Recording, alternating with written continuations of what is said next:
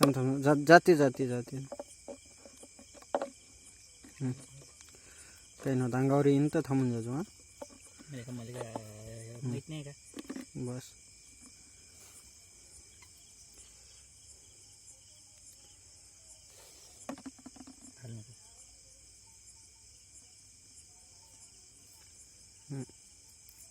चल निकल निकलना रे. बढ़िया. ये